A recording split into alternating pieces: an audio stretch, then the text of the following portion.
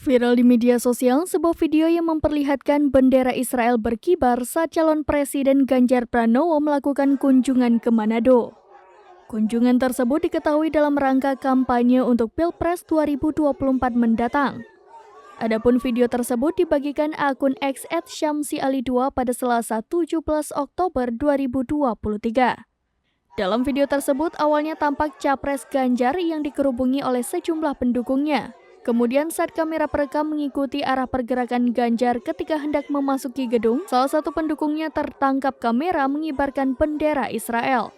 Sejenak setelah kamera perekam kembali mengarah ke Ganjar, tampak bendera Israel tersebut sudah tidak terlihat lagi.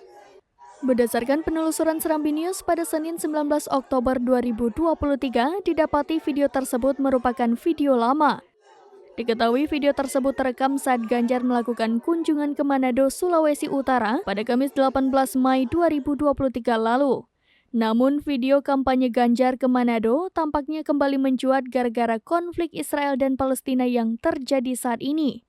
Apalagi dalam video tersebut kedapatan pendukung cawapres Ganjar mengibarkan bendera Israel. Tentunya video tersebut memicu kemarahan dari netizen Indonesia, apalagi pemerintah Indonesia baru-baru ini dengan tegas mendukung kemerdekaan Palestina di forum-forum internasional.